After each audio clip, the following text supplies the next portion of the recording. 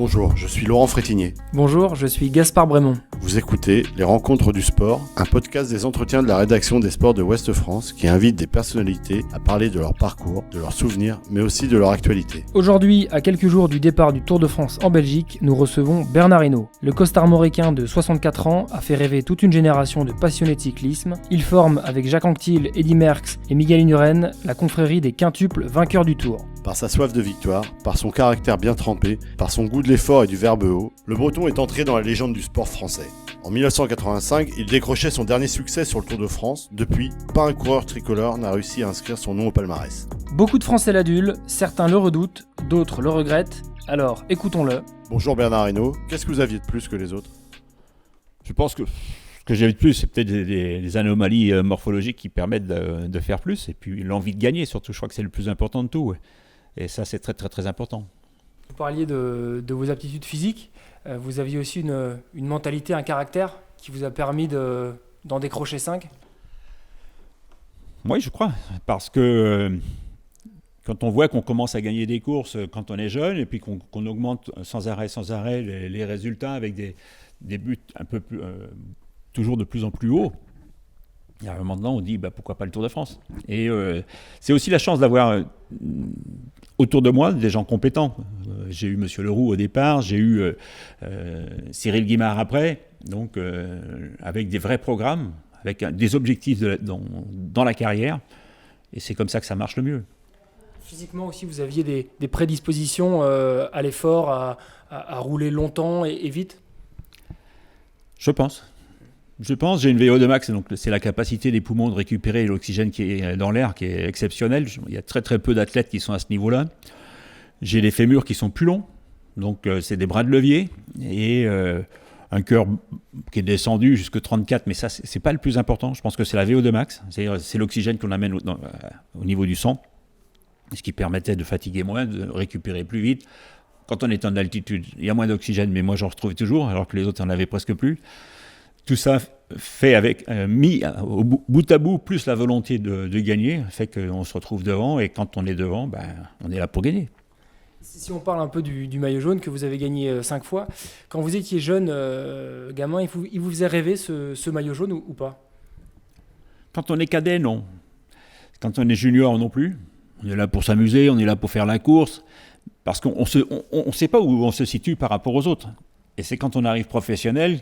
Bon, la première année, j'ai gagné des petites courses, c'est pas péjoratif, c'est toujours des courses, mais c'était pas des grandes courses. Et à partir du moment où, avec Cyril, on a commencé à avoir des programmes assez cohérents, de plus en plus durs, et à chaque fois, on a réussi l'objectif, donc on s'est dit, pourquoi pas aller jusqu'au sommet. Et le sommet, c'est le maillot jaune.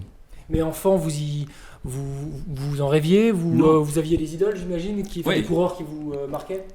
C'est sûr qu'on a toujours des idoles. Moi, j'ai 2 idoles. C'est Jacques Anquetil et Merckx parce qu'ils gagnaient. Mais de savoir qu'on va devenir comme eux, c'est impossible. C'est impossible. Personne ne peut dire un enfant qui commence du vélo aujourd'hui, demain, ce sera le super champion. Ça, personne ne peut le dire. On a beaucoup parlé de votre caractère. On vous a rapidement appelé le blaireau. C'est un surnom qui vous allait bien, que vous avez accepté. Qu'est-ce que vous pouvez nous en dire ? Oui, quand ceux qui chassent cet animal savent que c'est un animal qui est hargneux, agressif, il ne faut pas le chatouiller. Quand on le chatouille, il mord. Et ça a été un peu mon cas de temps en temps, quand au début de saison, il ne marche pas, il a ceci, il a cela. Ok, je vais rentrer dans mon trou, mais quand je vais sortir, vous allez voir que ça va ronfler, ça va rouler. Comment justement, parce que là vous parlez de du blaireau, comment vous décririez votre caractère ? On a beaucoup parlé de votre caractère. Comment vous connaissez mieux que personne ? Comment vous parleriez de vous ? Je pense que je suis entier, j'ai pas peur de dire ce que je pense. Et puis, je crois que le caractère, c'est aussi de vouloir. Quand on veut, Monsieur Leroux m'avait toujours dit, quand tu veux, tu peux. Donc, à toi de travailler. Est-ce que c'est lié aussi à...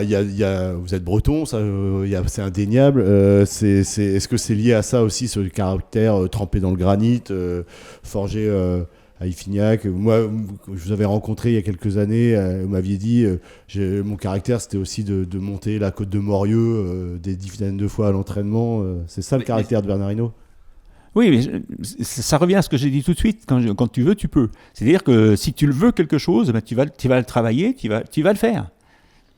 Et quelles que soient les conditions, quel que soit le moment, si dans ta tête tu as prévu, comme c'était mon cas, de gagner, je faisais tout pour y arriver, quoi. Ça vous a joué des tours, ce caractère entier, parfois Oui et non. Oui, dans le tour en 78, la première année, où on m'a dit il faut aller défendre le jour de la grève, il faut aller défendre tout le monde parce que toi tu es le champion de France, donc tu représentes tout le monde. Bon ok. Alors ça m'a joué un mauvais tour parce que mon rêve, après c'était de gagner l'étape de Super-Besse, le Puy-de-Dôme, le sommet du Puy-de-Dôme. Et c'est parce que c'était le 14 juillet, donc j'étais champion de France et je voulais prendre le maillot. Et j'ai fait 6e. C'est le contre-coup, mais bon, après, on a réagi dans le bon sens, puisque j'ai gagné à Saint-Étienne le lendemain, et puis on ne s'est pas paniqué, en sachant que j'étais tout près de Job Zoetemelk, donc contre la montre, je savais que je le dominais, qu'il n'avait pas trop de chances de pouvoir gagner le tour. On dit souvent que les champions, justement, ont un caractère à part. Vous pensez que vous auriez pu faire cette carrière, gagner 5 Tours de France, avec un caractère de gentil garçon, avec un caractère un petit peu moins fort, peut-être ? J'en sais rien. J'en sais rien parce qu'on ne l'a jamais testé, donc on ne peut pas savoir. Mais bon, je suis comme ça. Tout à l'heure, Laurent parlait de votre enfance. Vous avez fait beaucoup de vélo quand vous étiez jeune, pour aller à l'école, pour faire des courses, pour faire tout un tas de choses. Ça vous a servi incontestablement de faire du vélo très jeune, d'en faire dans la vie de tous les jours. C'est ça qui aussi vous a forgé ? C'est sûr que ça m'a servi. Et puis, j'ai eu aussi cette chance de rencontrer quelqu'un d'exceptionnel, qui est Daniel Carfanton, qui est de la course à pied. Et je pense que c'est lui qui m'a fait un cœur assez gros, avec des grosses parois, donc très solide, une grosse pompe, et qui m'a servi dans le vélo après. Donc, c'est les chances de la vie, quoi. C'est vrai que j'ai fait beaucoup de vélo, parce que c'était mon moyen de transport, parce que c'était mon moyen de jouer. Mais quand on est jeune, quand on a 12-13 ans, on ne pense pas qu'on va devenir compétiteur. C'est le fait de rencontrer des gens, puisque j'étais parti à la course à pied, et puis d'avoir un cousin qui pratiquait le vélo, et d'aller avec lui le dimanche aux courses. Je me dis, tiens, pourquoi je ne ferais pas comme toi ? À cette époque, vous le disiez tout à l'heure, vos idoles, c'était Jacques Anquetil et Eddy Merckx. Est-ce que vous pouvez nous raconter un petit peu qu'est-ce qui vous plaisait tant chez eux ? La victoire. Quelqu'un qui a envie de gagner, il ne peut avoir d'idole que des gens qui gagnent. Il ne peut pas avoir un idole qui fait 2e, ou 3e, ou 4e. Donc pour moi, c'était quand j'ai commencé à être professionnel, j'ai regardé ce qu'ils avaient fait. Ils avaient 2 méthodes de course complètement différentes. Il y avait Jacques Anquetil qui était un peu dilettante, je dirais, et qui souvent attendait que Jean Stablinski lui dise « Oh, la course commence, il faudrait peut-être que tu remontes ». Et le père Jacques, il remontait, bing, et puis il la faisait la course. Et puis l'autre personnage, qui est Eddy Merckx, qui lui voulait tout gagner. Donc je dis, si tu es au milieu, ce sera pas mal. T'es pas dilettante, mais gagner comme Eddy Merckx, non, c'est peut-être pas la peine de te battre pour tout gagner. Si on parle justement d'Eddy Merckx, le Tour de France va s'élancer de Bruxelles là, cette année. On va fêter les 50 ans de sa première victoire sur le Tour de France. C'est un bel hommage, j'imagine, selon vous, que de partir de Bruxelles pour ces 50 ans. Je pense que ça a été choisi à cause de ça, justement. Et c'est un super hommage parce que Eddy, c'est quand même le grand personnage du cyclisme. C'est le numéro 1, il le restera à vie.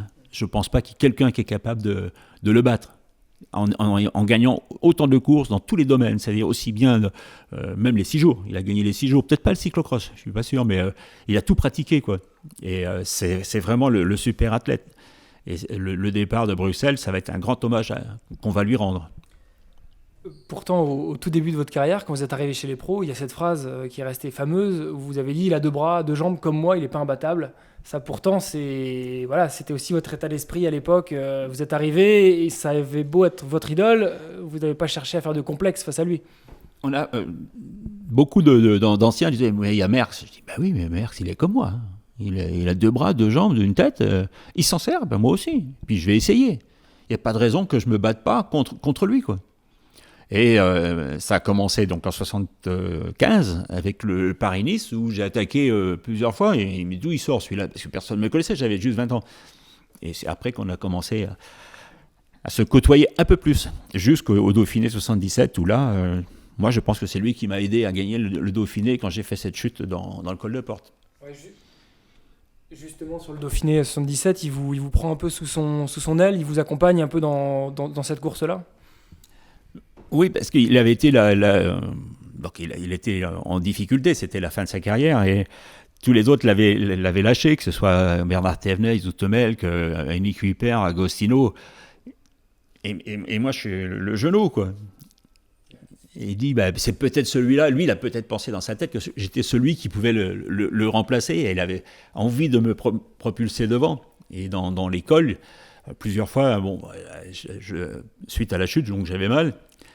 Et je décrochais. Et il m'attendait, il me dit, allez, Môme, accroche-toi. Et quand Eddy Merckx dit ça, tu es obligé de t'accrocher, tu te bats encore un peu plus, tu vas encore plus loin. Et finalement, je gagne pour 2 ou 8 secondes, je ne sais plus, le général. Donc c'est minime, mais s'il n'avait pas été là, je ne pense pas que je gagnais. Il faut rappeler que cette année-là, vous chutez gravement dans un ravin là, sur le Dauphiné, et que vous, malgré tout, vous remontez sur le vélo et vous gagnez la course. Oui, j'avais attaqué donc, dans le col du Coq. Et il y a une belle descente pour revenir, je ne sais plus où exactement. Et on remonte le col de Porte. Non, c'est Bernard Thévenet qui avait attaqué. Et moi, j'étais juste derrière. Je l'observais un petit peu. Et au pied du col du Porte, j'ai attaqué directement. Et je me suis retrouvé avec 1 minute 20 en haut. La descente. Donc, j'ai fait une faute de trajectoire et ça n'a pas pardonné. Direct au trou. Je ressors, je ne suis pas cassé, je suis abîmé, je suis un peu blessé, mais pas au point de ne pas continuer le vélo. Jusqu'à la descente, jusqu'au bas de la descente du Porte. Et là, on va monter comment ça s'appelle La Bastille de Grenoble. Et c'est un mur, c'est vraiment très très dur. Et bon, je monte 600-700 mètres, à un moment donné, j'ai tellement mal, j'en peux plus, quoi. Et le mécano et Cyril me poussent pendant peut-être 30 mètres, qui me permettent d'aller jusqu'au virage d'après. Et à partir du moment où je vais jusqu'au virage, c'est reparti, la machine. Et aussi parce que j'ai mis pied à terre dedans. Marcher pendant une 15-20 mètres, plus le petit coup de pouce pour aller jusqu'au virage, et puis c'était bon. Et derrière, il y avait quand même 2 grosses journées encore, dont un contre-la-montre. Tout à l'heure, vous parliez d'Eddy Merckx. Quel rapport vous avez gardé avec lui depuis ce Dauphiné 77, tout au long de ces années? C'est l'admiration. C'est l'admiration, on a un grand plaisir à se retrouver. Et je pense que comme tout branleur, quand on est jeune, quoi, on ouvre les yeux quand on voit Eddy Merckx, c'est génial, quoi. On est sur le Dauphiné 77, la suite c'est le premier Tour de France en 78. Tout était pensé, millimétré pour arriver et pour jouer de suite le maillot jaune et la victoire finale. Oui, le seul doute après 77, donc on a vu que la haute montagne, je pouvais la passer. En 78, on a fait en sorte d'aller faire le Tour d'Espagne, parce que le seul doute qu'on pouvait avoir, c'était si je tenais les 21 jours. Les 21 jours de course, on va au Tour d'Espagne, je gagne. Donc à partir de ce moment-là, il n'y a plus de soucis, on va gagner le Tour aussi. Et surtout, c'était un pari qu'on avait fait avec M. Lévitan, qui avait voulu qu'on fasse le Tour en 77, et on lui avait refusé. On dit on viendra au Tour et on viendra pour gagner. Donc on l'a fait. Dans toutes vos quêtes de maillot jaune, vous avez souvent dit que pour vous, ce qui vous importait, c'était pas tellement de le porter, c'était d'aller le chercher, d'aller le conquérir. Ça, c'était vraiment ce qui vous motivait plus que tout. C'est sûr que en 79, quand je l'ai perdu face à Yop, il a passé quelques jours pas très bien. Parce que là, j'étais déchaîné, je voulais à tout prix le reprendre. Et à partir du moment où je l'avais sur le dos, moi, ça allait, quoi. Après, je contrôlais, je vérifiais que c'était pas dangereux, qu'il n'y avait pas des gars qui pouvaient le reprendre. Et puis ça allait bien, quoi. C'est quoi pour vous un beau maillot jaune Quelles sont les valeurs d'un beau maillot jaune? C'est tous les maillots jaunes. C'est vraiment le travail de 6 mois. De 6 mois, depuis le 1er janvier, quand tu commences à t'entraîner, tu te dis, voilà, l'objectif, c'est d'aller gagner le Tour. Donc tu montes en progression pour arriver au moment où, au départ du Tour, tu te dis, allez, maintenant on est parti. Mais il ne faut pas être impatient. Des fois, il faut savoir laisser le maillot à d'autres. qui vont s'en occuper et le prendre au bon moment. C'est pas de dire je vais le garder d'un bout à l'autre du Tour de France. Ça peut être une erreur parce que il y a en face des concurrents qui vont pas faire de cadeaux. Donc vaut mieux de toute façon arriver à Paris en jaune en ayant calculé que le panache absolu et l'attaque à tout va. On peut le faire. Mais il faut savoir qu'à un moment donné, on peut pas, je pense pas que personne ne l'ait fait. Même Merckx, il l'a même pas fait de prendre le maillot jaune depuis le départ jusqu'à l'arrivée. Souvent, on peut le prendre au départ parce qu'il y a un contre-la-montre ou il y a un prologue et souvent, c'est vous qui le gagnez. Hein. Moi, j'ai gagné quand même quelques coups. Puis après, on dit, hop, on va le laisser pendant 5-6 jours et quand on va attaquer la montagne, là, on va le récupérer et puis on va le gérer. Vous auriez aimé le faire de bout en bout ? Pas spécialement, non. Non, le plus important, c'est de l'avoir à Paris, même si c'est qu'avec une seconde d'avance. C'est quoi votre souvenir de plus beau maillot jaune, enfin le maillot jaune qui vous a procuré le plus d'émotions, parce que vous en avez gagné 5, vous en avez porté je crois 78 ou 79. Il y en a peut-être un où vous vous êtes dit celui-là je suis vraiment allé le chercher avec les tripes plus qu'un autre. Non, je crois que tous. C'est difficile à dire ça sera celui-là plus qu'un autre. Pour quelle raison ? Chaque jour est différent, chaque parcours est différent. Et donc c'est vraiment le plaisir d'aller le chercher. Mais de dire c'est celui-là le plus grand ou l'autre, bon, c'est comme dans toutes les courses. Moi j'ai toujours dit, c'est 12 ans de carrière, 12 ans de bonheur. C'est pas dire c'est le championnat du monde, c'est Paris-Roubaix. Non, à chaque fois que tu gagnes, à chaque fois, quelle que soit la grandeur de la course, petite ou grande, c'est le même bonheur. Parce qu'il y a eu on a l'impression qu'il y a eu des tours où vous avez eu plus de facilité à aller remporter ce Tour de France qu'un autre. En 81, 82, vous êtes nettement au-dessus. C'était moins le cas sur d'autres tours. On peut avoir ce sentiment-là. Mais pas pour moi. Non, les gens l'interprètent comme ils veulent. Mais quand c'est toi qui cours, tu sais exactement où tu vas. Donc, non. Il n'y en a pas un qui me... plus que les autres. Il n'y a pas plus de bonheur au premier où on a 20 ans qu'au dernier quand on revient dans une nouvelle équipe et qu'on bat le leader américain qu'on vous met dans les pattes. Non. C'est toujours la même chose. C'est objectif, arriver, et puis c'est tout. Alors, on parle de bonheur, de maillot jaune. Le maillot jaune, pour vous, ça a aussi été des douleurs, parfois des souffrances. Il y a ce Tour de France 80 où vous vous abandonnez avec une tendinite au genou. Le jaune, ça peut aussi parfois être des vraies souffrances. La souffrance, c'est parce que je dois abandonner. Mais quand tu es un athlète, tu sais très bien que tu auras peut-être des soucis de santé. Ça a été mon cas. Bon, c'est tout. Hein. Là, on avait fait 2 fois des secteurs pavés, c'est-à-dire l'équivalent de 54 km en 2 jours. Si on leur fait ça aujourd'hui, ça m'étonnerait qu'il y en ait beaucoup à l'arrivée. Bon, il y a eu ce petit grain de sable qui s'est mis sous un tendon et j'ai lutté pendant 8 jours en pensant toujours que ça allait passer. Et comme ça n'a pas passé, il y a un moment, il faut savoir s'arrêter parce qu'il y avait un autre objectif qui était derrière, c'était aussi le championnat du monde. Il y a aussi le fameux épisode de la chute de Saint-Étienne, où vous êtes là aussi en jaune. Ça se passe pas tout à fait comme vous l'aviez prévu, j'imagine. Est-ce que vous pouvez nous raconter un petit peu La chute n'était pas prévue, ça c'est sûr et certain. Quand on se fait balancer, parce que pour moi, il m'a bien balancé. S'il y avait eu les caméras d'aujourd'hui, je pense qu'on aurait bien vu, quoi. Parce que c'est dans une courbe, donc ça se voit pas. Après, c'est sûr que tu souffres. Hein. J'ai eu 2 jours un peu pénibles. Il y avait une équipe qui était là aussi pour me soutenir. Il y avait Greg qui était là aussi. Et puis, on y a été. On s'est battu jusqu'à la limite. Mais bon, même si j'avais été inférieur, si j'avais perdu, il y avait aussi Greg qui le prenait, puisqu'il était 2e. Donc, au niveau de l'équipe, tout le monde était là, quoi.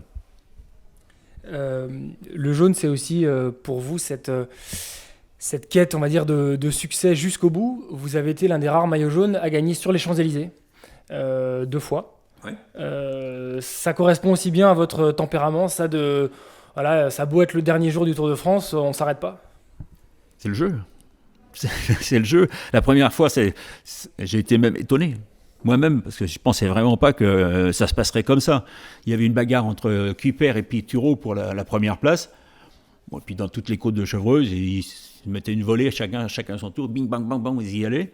Et on arrive en haut de l'homme mort, et il y a un grand rond-point. Et tout le monde avait besoin de souffler. Et moi, je prends le rond-point, je me retrouve avec 30-40 mètres d'avance, quoi. Tiens, on va s'amuser, pourquoi pas. Et hop, on commence à appuyer sur les pédales, personne ne réagit. Je dis, mais c'est pas possible, c'est pas possible que personne ne réagisse, surtout le dernier jour. Je me retrouve avec 1 minute, et par la radio, et puis tous les pointages, on me dit, mais il y a Job Zoetemelk qui est sorti, et tout seul. Je dis, mais qu'est-ce qui se passe? Donc je l'ai attendu, mais en haut du pavé des Gardes. Pavé des Gardes, on replonge vers Meudon, et après on est sur les champs. Je dis, ah mais non, on va y aller. Hein. Mais c'est la première fois où il y a eu autant de coureurs éparpillés sur les Champs-Élysées. Il n'y avait pas un groupe de 40 coureurs. Il y en avait partout. Et après, avec Yop, il me dit, je voudrais gagner. Je dis, jamais. Sur les Champs-Élysées, ça n'a pas de prix. Parce que tu n'es jamais sûr de le regagner. Tu as une chance. Et puis, en 82, j'étais parti un peu dans la course. Je commence à jouer pour le final, quoi, et je me fais serrer contre le trottoir, à droite. Je dis, mince, fais pas le con quand même, t'as le maillot jaune. Et à ce moment-là, j'ai un équipier qui s'appelle Charlie Bérard, qui vient me chercher, il me dit, mets-toi dans la roue. À partir du moment où il me dit, mets-toi dans la roue, je me mets dans la roue, et puis il m'emmène. Et aux 400 mètres, juste en bas des Champs-Élysées, il y a Adrie Van Der Poel, qui a une quinzaine de mètres d'avance. Et là, on commence à lancer le sprint. Et là, je le passe sur la ligne. C'est un petit bonheur supplémentaire. Tout à l'heure, on a parlé d'Eddy Merckx, vous venez de parler de Job Zoetemelk. Il y a un autre coureur aussi qui a compté dans votre carrière, c'est Laurent Fignon. Vous avez été équipier, puis entre guillemets rivaux. C'est un personnage qui a aussi fait partie de votre deuxième partie de carrière, on va dire. Il vous a battu, notamment sur le Tour.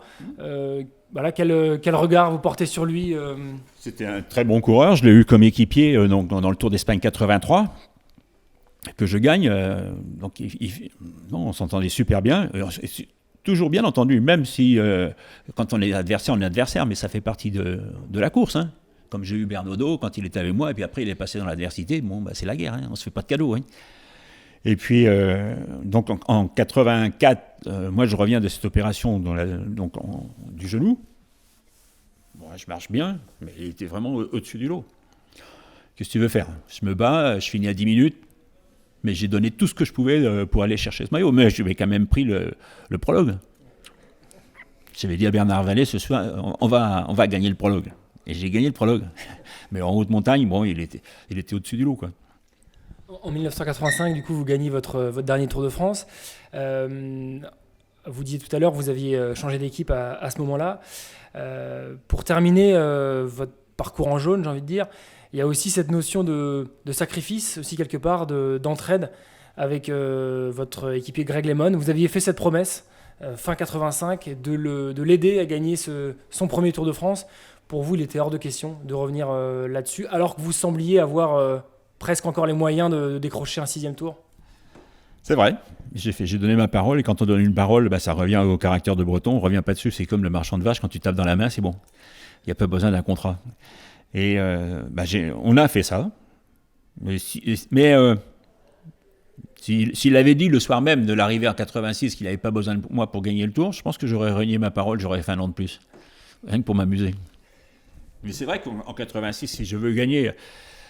Greg est un très très bon coureur, mais c'est pas un attaquant, c'est pas quelqu'un qui va faire des coups.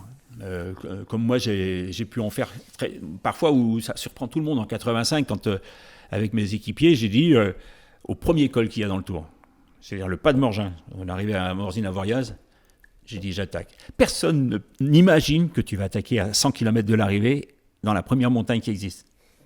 Donc c'est l'improvisation permanente et puis prendre tout le monde à contre-pied.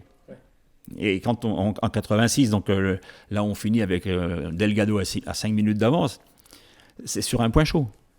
C'est tout ridicule, il reste 100 ou 120 km, donc on ne se pose pas la question.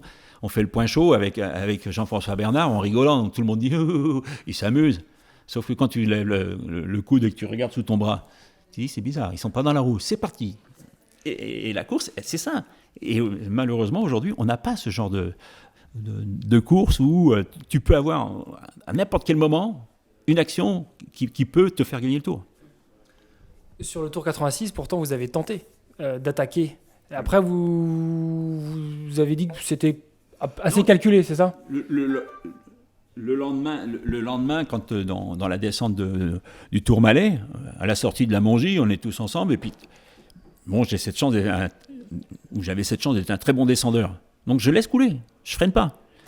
Et j'arrive en bas, j'ai 45 secondes d'avance. Je dis, mais c'est pas possible. Donc on va continuer pour obliger les adversaires, qui étaient Delgado, qui étaient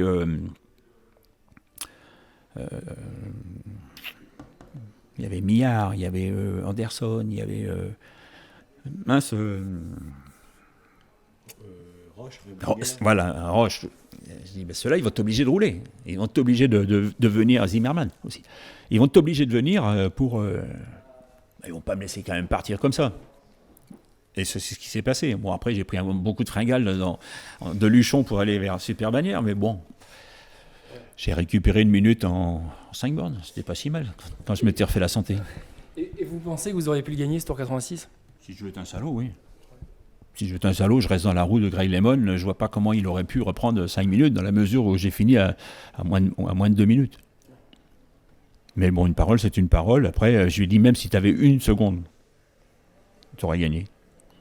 Mais bon, je lui ai pas donné, hein. Quand même, parce que j'ai fait les contre-la-montre tout à fond, parce que ça se donne pas. Il faut aller le chercher. Et il a été le chercher. Alors vous avez décroché 5 Tours de France, mais vous l'avez déjà dit, je crois que vous n'avez jamais couru, ou en tout cas semblé courir pour les records, pour battre, pour rentrer dans l'histoire. Mais tu rentres dans l'histoire quand même. Sans courir pour les records, à partir du moment où tu cours, à partir du moment où tu te fais plaisir encore, tu réalises des belles choses, quoi. Mais j'ai jamais dit, bon, je vais être le premier à avoir 6 ou 7 Tours de France. Est-ce que je serais plus heureux ? Je pense pas. La jouissance que j'ai eue dans le Tour 86 face à Greg, c'était exceptionnel. C'est comme si j'avais l'impression d'être là tous les jours pour gagner, quoi. C'était plus fort presque d'être là pour son équipier, parce que c'est un rôle que vous n'aviez jamais connu sur un Tour. Si, je l'ai fait sur d'autres courses pour des équipiers, mais sur le Tour, non. Non, à chaque fois que je suis arrivé au départ du Tour, logiquement, j'étais là pour la gagne. Bon, j'étais préparé physiquement, moralement, et l'équipe aussi, d'ailleurs, parce qu'on n'est pas tout seul, hein. Ces tours 85-86 avec la vie claire, c'est le début d'un nouveau cyclisme. C'est vraiment le cyclisme moderne, plus professionnel. D'ailleurs, techniquement, avec Look, il y a même les attaches vélo, les pédales automatiques. Ça change quoi dans un coureur, pour vous par exemple, qui avait connu les deux? Alors, la première année que j'étais pro, c'était l'empirisme. Au niveau de l'entraînement, au niveau du matériel, il n'y avait pas de recherche. Dès qu'on est arrivé avec Cyril, on a commencé déjà à aller voir le professeur Ginet. C'était le début de la médecine sportive, donc du suivi médical de l'athlète pour savoir comment il se comportait, l'alimentation. On a eu cette chance après d'être avec la régie Renault, donc d'avoir la soufflerie. Donc on a commencé à faire du matériel aérodynamique.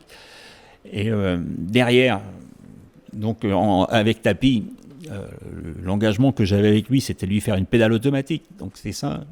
Il y a les roues lenticulaires qui sont arrivées, les 4 carbone, les méthodes d'entraînement que l'on a aujourd'hui, qui sont la base, c'est quand même Paul Koechli. Faut pas l'oublier, hein. C'est exactement la même chose, sauf qu'on l'a mis maintenant sur ordinateur, tout ça. À l'époque, tu le faisais de belle manière, parce que tu le mettais avec ton doigt, et le but, c'était de connaître ton corps, savoir jusqu'où tu pouvais aller. Alors aujourd'hui, c'est peut-être pas le cas. Parce que c'est la machine qui parle pour toi, donc c'est pas tout à fait logique pour moi. Après, eux, ils font comme ils veulent, hein. Donc, mais ça, c'était une vie de rêve, de pouvoir améliorer le matériel, de travailler de manière à être le plus performant. Moi, j'ai une base d'ajusteur, donc au niveau mécanique, je connais. La médecine, j'ai appris beaucoup avec le professeur Ginet. On pose beaucoup de questions pour savoir si je fais ça, qu'est-ce que ça va me rapporter. Avec Paul Koechli, à l'entraînement, c'était pareil. Je crois qu'il faut être curieux pour pouvoir être le meilleur. Il ne faut pas attendre que ce soit les autres qui soient pour toi. C'est toi qui dois faire évoluer tout et donner le coup de pouce à toutes les personnes qui t'entourent, que ce soit le médecin, en disant vraiment tout ce qui se passe, quoi, tout ce que tu ressens, alors que lui puisse le retransmettre quelque part. Laurent parlait des évolutions technologiques qui sont arrivées à ce moment-là. Vous avez aussi vu arriver cette nouvelle génération de cyclistes plus internationaux aussi. Ça aussi, c'était la deuxième partie de votre carrière. Il y a les Américains qui sont arrivés, il y a les Colombiens. Qu'est-ce que vous pouvez nous en dire? Comment vous les avez vus arriver un petit peu au début avec des grands yeux comme ça Les Colombiens, quand ils sont arrivés la première fois, ils étaient encadrés par Raphaël Gemignani. Et Gemignani, avant le départ du Tour, a dit « Vous allez voir ce qu'ils vont vous mettre dans la montagne ». Eh ben, on a vu que dans la plaine, ils n'étaient pas bons. Donc on a fait une partie de manivelle du côté de la Picardie, là-bas. Il y avait un peu de vent, un peu de pluie. Et ils ont fini à 10 minutes ou 12 minutes. Donc c'était fini. Donc il ne fallait surtout pas le dire. S'ils ne l'avaient pas dit, il se peut très bien qu'on ait été surpris. Et puis après, quand on est arrivé au pied d'école, à 50 km du pied d'école, on commence à rouler à fond. Et ils arrivaient, ils étaient épuisés. Alors les Américains, le premier qui est venu avec nous, c'était Jonathan Boyer, donc dans l'équipe. Et après, il y a eu Greg. Alors moi, j'étais courir aux États-Unis 2 fois. Et la Colombie, j'ai fait 1 fois parce que je voulais voir le cyclisme qui se développait. C'était encore une époque où les pays de l'Est étaient toujours dans ce bloc et n'avaient pas trop l'occasion de côtoyer les professionnels à part des courses open. Et souvent, ceux qui passaient pro, ils étaient en fin de carrière, donc ils n'avaient pas d'attrait pour le pays, quoi. Et moi, j'ai un coureur que j'ai côtoyé, mais après, mais jamais en course, et j'aurais voulu être en face, c'est Sukhorunchenkov. On a eu l'occasion de discuter une fois avec tous les deux à Saint-Pétersbourg, et j'aurais eu vraiment envie de le connaître parce que c'était quand même un sacré guerrier. Vous, maillot jaune, aujourd'hui, vous en avez fait quoi? J'en ai mis pour des œuvres humanitaires en vente, donc sur des sites internet, parce que ça permet de récolter de l'argent pour des œuvres, vraiment. J'en ai donné aussi à tous mes équipiers, le personnel aussi, parce que je pense qu'ils ont participé à ce que j'ai, ces maillots jaunes. Et il m'en reste encore quelques-uns. Ils sont rangés... Non, ils sont dans une armoire, là, comme ça. Là. Il y en a, des fois, j'en ai aussi prêté, qui ne sont jamais revenus. Donc c'est pas mal, on me l'a volé. Et puis après, tu envoies à vendre sur Internet, tu dis, c'est bizarre, celui-là, il n'avait pas été donné pour faire ça, pas à ce moment-là. Alors aujourd'hui, ce que je fais, je demande une caution. Comme ça, je suis sûr qu'il revient, parce que le stock diminue à une vitesse grand V autrement. Est-ce qu'il vous arrive d'être nostalgique de cette époque et est-ce que vous aimeriez encore être au départ du Tour? Est-ce que dans vos rêves... Je suis pas nostalgique, j'ai une vie de rêve, faut le dire. Hein. Mais si je suis coureur aujourd'hui, je crois que je serais heureux, je trouverais des solutions pour courir. Parce qu'on s'adapte à tout. Le champion est quelqu'un qui a cette facilité de s'adapter à toutes les situations. Qui est des contre-la-montre individuels, par équipe, des grands, des petits. Le champion, c'est pas celui-là qui est le plus handicapé. Hein. C'est les autres. Hein. Pas de nostalgie, mais est-ce qu'il y aurait une course que vous regretteriez de ne pas avoir gagné? Vous parliez du bloc de l'Est. Vous ne pouviez pas faire les JO à l'époque, maintenant c'est professionnel. Ou est-ce qu'il y a une autre course que vous auriez aimé gagner, que vous n'avez pas gagné? Ouais, vous avez presque tout gagné. Bon, une course que j'aurais bien voulu gagner, c'était Milan-San Remo. Mais l'année où je marchais, il y a eu une grosse chute et je suis resté dans la chute. Donc, mais bon, ça fait partie de la course. À ce moment-là, c'était à moi d'être devant. Et non 60e ou 70e, quoi. Donc c'est comme ça. Et puis, bon, je crois que... Faut pas regretter ce qu'on n'a pas fait, puisqu'on ne l'a pas fait, on ne pourra pas le changer. C'est pas, 30 ans après, on va rien changer. Donc on n'a pas fait, c'est comme ça. Alors si on parle un petit peu du présent, aujourd'hui le Tour de France s'élance dans quelques jours de Bruxelles, le départ le samedi 6 juillet. Est-ce que vous allez suivre ce Tour de France? Alors je vais aller au départ du jeudi jusqu'au dimanche soir. Et après je vais refaire donc toute la partie Belgique. Je vais refaire une opération avec Century 21 parce qu'on offre 100 vélos, 100 casques et 100 t-shirts à des enfants qui sont dans des zones un peu défavorisées. Et quand on m'a proposé de faire cette opération, je dis moi ça m'intéresse pour la simple bonne raison, mon rêve ça serait que le vélo que je vais offrir à un jeune, tu vois, dans 20 ans, bon il a 7-8 ans, dans 20 ans on vient de me dire, ils viennent me voir en me disant t'as vu, tu m'as offert un vélo et aujourd'hui je suis le champion. Ça, ce serait le pied comme c'est pas possible. Est-ce que ça se fera? On n'en sait rien. On en a déjà donné l'an dernier, cette année, ça fera plus de 250 vélos. Peut-être que dans le lot, il y a le champion de demain. Allons savoir, parce que personne ne le sait. Un jeune qui commence le vélo aujourd'hui, qui a 14-15 ans, est-ce qu'il va être le champion de demain? On n'en sait rien. Est-ce que vous allez le suivre à la télé, du coup, quand vous ne serez pas sur la course? Est-ce que c'est une course que vous suivez toujours énormément ou moins qu'avant? Souvent, j'oublie. Je suis un retraité, moi. Puis ça dépend ce que je fais. Donc, s'il y a des belles étapes, souvent, tu regardes la dernière heure. Avant, il n'y a pas de course. Donc, c'est pas aussi, pour moi, c'est pas aussi passionnant que la période où tu es toujours en train d'attendre qu'il va se passer quelque chose. Et il se passe des choses. Là, aujourd'hui, pas grand-chose, quoi. Tout le monde court pour la dernière heure de course. On laisse partir 4 coureurs ou 5 coureurs, et puis allez, on suit derrière, on contrôle avec les watts, les puissances, il va développer ça. Ça manque un peu de pignon. C'est pas une course qui vous emballe. Aujourd'hui, vous préférez des courses peut-être à un peu moindre niveau, avec moins de coureurs peut-être C'est pas le moindre coureur, moins de coureurs. Mais là, moi, je vais au Gabon, parce que ça m'intéresse énormément, parce que c'est le cyclisme africain, le développement du cyclisme africain. Et en 14 ans, on voit qu'ils ont énormément progressé. Et il y a 14 ans, si on m'avait dit il y aura un Africain du centre de l'Afrique, hein, pas Algérie, Tunisie ou Maroc, qui sont quand même plus près de nous, du centre de l'Afrique, qui serait coureur cycliste et qui serait sur le Tour de France, je dis c'est pas possible. Pas avec le matériel. Et aujourd'hui qu'ils ont le même matériel, on en voit sur le Tour de France, dont un qui est chez Delco, il y en a chez Data, il y en a, ou encore, il y en a 6 ou 7 déjà. Et il y en a d'autres qui vont arriver. Après, j'ai gardé le Tour de Bretagne, parce que c'est la Bretagne. Et le Tour de l'avenir, c'est ceux qui ont moins de 23 ans, où ils ne se posent pas de questions. Il y a de la course tout le temps. Et là, c'est passionnant. Tu ne sais jamais ce qui va se passer.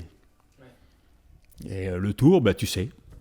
Le scénario est presque écrit aujourd'hui, en disant il va se faire ça, il va se faire ça, il va se faire ça. Quand tu connais la course, tu dis, bon, pourquoi veux-tu que je passe 5 heures devant une télévision, simplement pour voir la dernière demi-heure, à l'occasion. La France, je l'ai visitée quand même en 42 ans entre la compétition et puis et ASO. J'ai visité un peu la France dans tous les sens. On parlait beaucoup des oreillettes, des capteurs de puissance qui dénaturent le cyclisme. Vous pensez que c'est uniquement ça qui cadenasse un peu un Tour de France, ou c'est aussi une histoire de mentalité, d'évolution selon vous? C'est tout ça en même temps. C'est tout ça en même temps. Le fait qu'ils soient hyper maigres, je pense qu'ils n'ont pas trop de réserve. Parce qu'il faut un peu de gras pour rouler. Et là, ils sont tellement maigres, on prend la peau, on voit la télévision à travers. Donc, non. Je pense que tout ça fait qu'ils ont pu, peut-être ces capacités, ou alors c'est qu'ils sont moins bons que nous et qu'ils ont peur. Si on parle un peu des Français, ça fait plus de 30 ans que vous avez gagné le... Non, ça fait pas... Si, ça fait plus de 30 ans, ça fait 85, ça fait donc 33, 34 ans que vous avez gagné votre dernier Tour de France. Pas un Français ne vous a succédé depuis. Comment vous expliquez qu'il y a une disette aussi longue? On n'est pas le seul pays, hein. Il y en a eu d'autres. Hein. Il y a eu l'Espagne, il y a eu la Belgique. La Belgique, c'est encore plus loin, parce que c'est depuis 76. Donc 10 ans de plus. Peut-être qu'on n'a pas les athlètes qui ont les capacités physiques pour réaliser ça. Il faut être très bon en montagne, il faut être très bon contre la montre, et aujourd'hui, c'est ce qui leur manque. Et c'est pas comme une machine, ça se fabrique pas comme ça. Donc, en plus, il y a d'autres pays qui sont arrivés. Donc, il y a les Anglais, il y a eu les Australiens, il y a eu les Américains. C'est beaucoup plus ouvert. Donc, quand c'est moins restreint, tu as moins de chance. Maintenant, il faut se battre. Hein. Peut-être que cette année, avec le fait que Froome ne soit pas là, Dumoulin n'est pas là, il y a Votlich qui n'est pas là, il y en a 4 ou 5 qui ne sont pas là. Ça peut peut-être être devant, mais il y a quand même encore des très bons coureurs. Hein. À une époque, vous disiez que les coureurs français ne s'entraînaient pas assez. Vous les trouviez un peu trop fainéants, pour reprendre vos propos. Vous considérez qu'ils sont toujours comme ça ou pas? Non, il y en avait un ou deux qui ne s'entraînaient pas beaucoup. Et un jour, il est venu sur le podium, il m'a dit « l'entraînement, ça paye ». Donc, et c'est dommage, parce que c'est dommage, parce que ce coureur, il avait des moyens. Je pense qu'il aurait eu un autre palmarès que celui, peut-être pas gagner le Tour, mais c'était un coureur qui pouvait faire des classiques, qui pouvait gagner des étapes dans le Tour. Après, il y en a d'autres comme je dis souvent, comme avec Thomas Vauclair, j'ai dit, t'es un 750 cm3, les autres, c'est des 1000. Tu vas bosser, parce que je pense qu'il y en a qui bossent dur. Tu vas arriver à 950, mais il va te manquer 50 cm3 pour être devant. C'est ça le souci.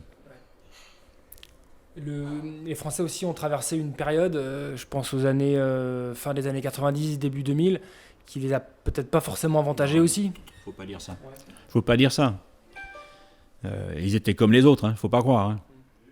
Mais c'est justement dans ces années-là, il y en a certains à qui j'ai dit, au lieu de penser que les autres sont dopés, vous feriez mieux d'aller au boulot.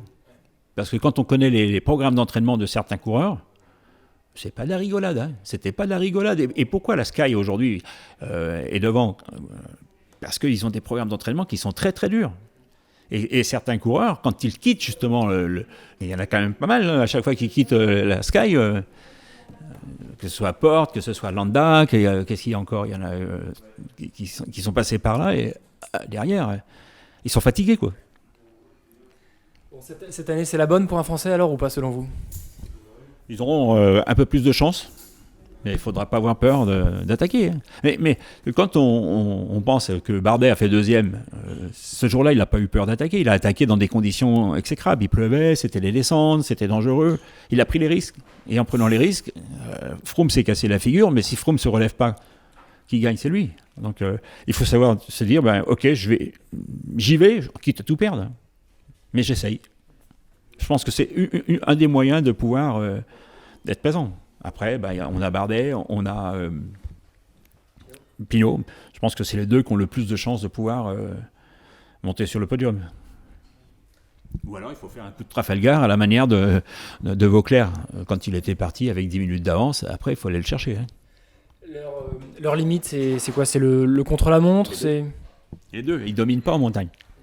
Ils ne sont pas là et ils ne vont pas gagner avec 3 ou 4 minutes d'avance qui leur permettraient de compenser le contre-la-montre. Quand les coureurs qui sont en face ne vont pas les laisser prendre 10 minutes. Hein. Ça, c'est sûr. Surtout quand on sait qu'eux, ce sont des grimpeurs. Et surtout le jeune Bernal, peut-être plus encore que Gerrans, pour moi. On parle aussi beaucoup d'un coureur aujourd'hui en France, c'est Julien Alaphilippe. Je crois que vous l'aimez beaucoup, son tempérament notamment très offensif, très audacieux. Qu'est-ce qu'il doit viser sur un Tour de France selon vous ?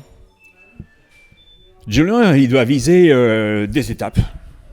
Pas se poser la question, s'amuser comme il l'a fait l'an dernier sur le Tour, et c'est comme ça qu'il va marquer, quoi. Parce qu'il marquera toujours plus en gagnant des étapes. On se rappellera quand on fera les citations sur le podium, on dira il a gagné ça. Si tu as fait 5e ou 6e, bon, si moi je suis commentateur, je le dis même pas. Parce qu'il y a tellement de choses à côté. Et s'il est numéro 1 actuellement au monde, c'est pas pour rien.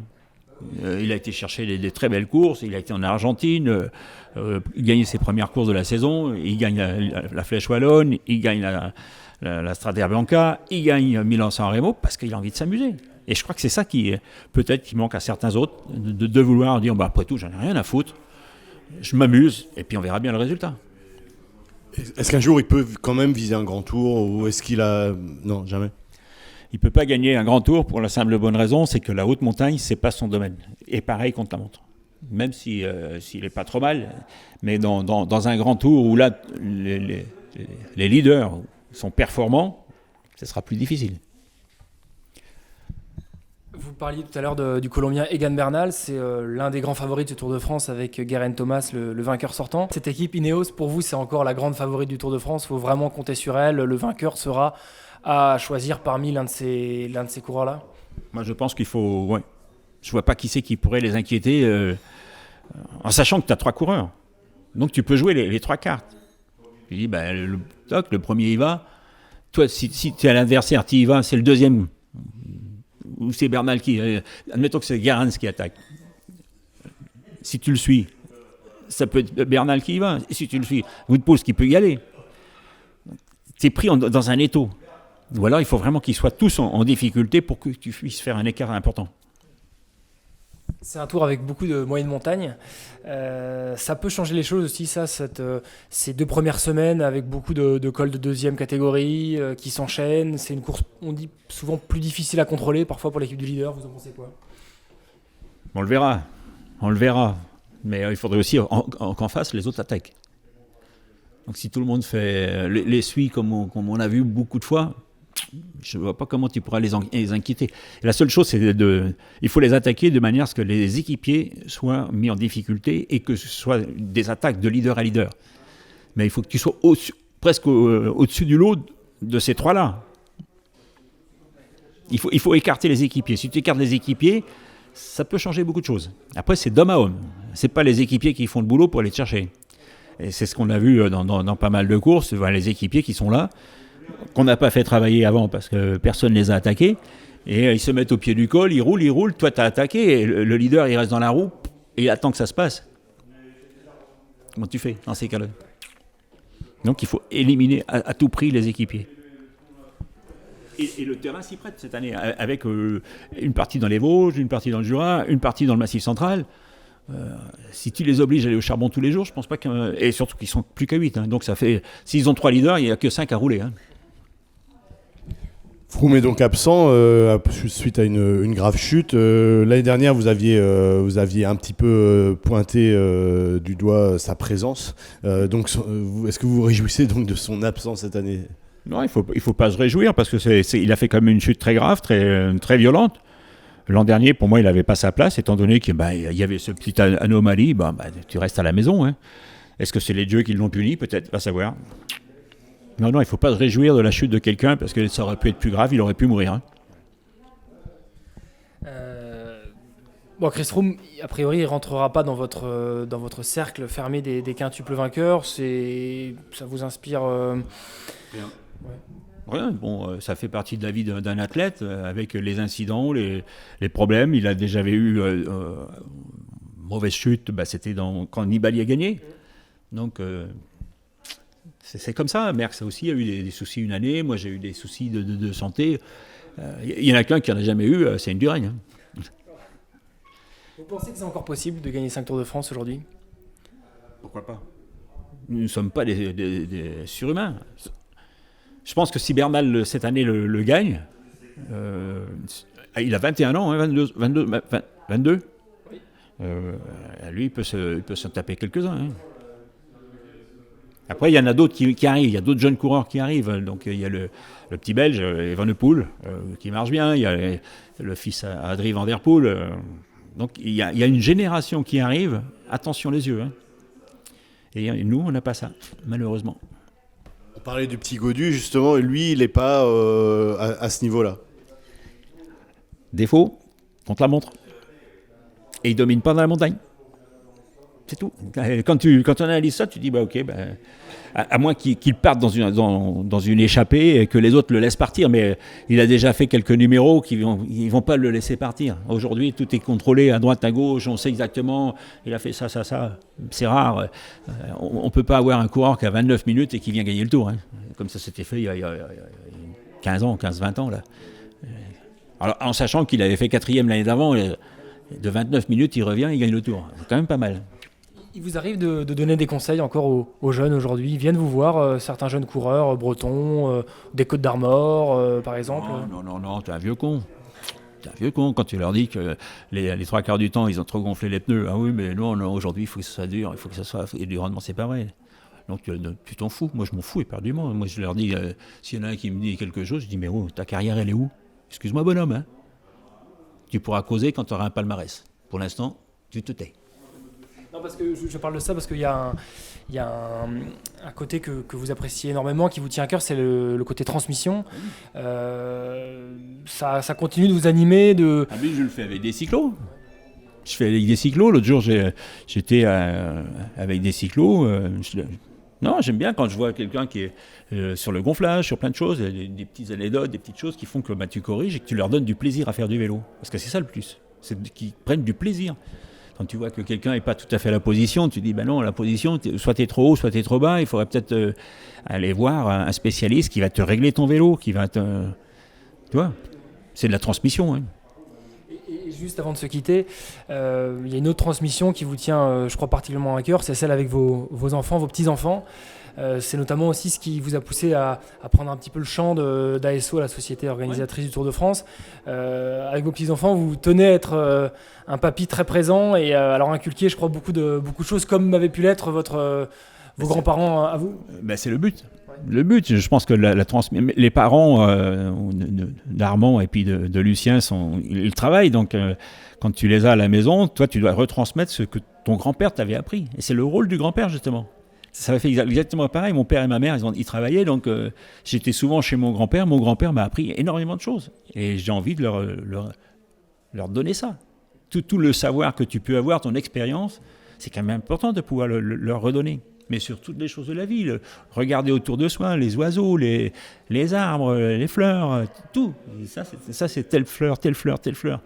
Il y a tellement de gens qui n'ont pas cette chance de pouvoir partager ça et de vivre ça, que pour moi, ça a été très important. Vous leur parlez un peu vélo ou pas seulement? Pas du tout.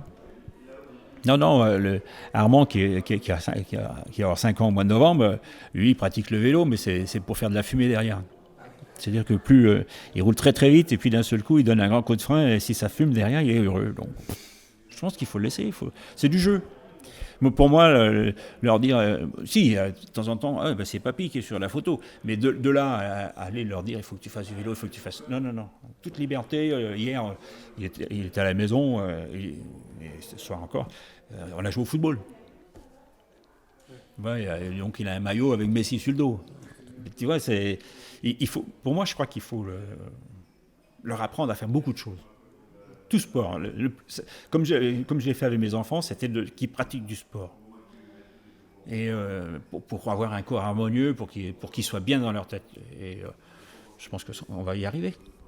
On a beaucoup parlé de vos victoires, du coup de vos maillots jaunes, mais on a l'impression que cette notion-là, elle est presque plus importante, plus capitale à vos yeux, presque ce relais, cette transmission que vous léguez aux autres. Aux petits-enfants, oui.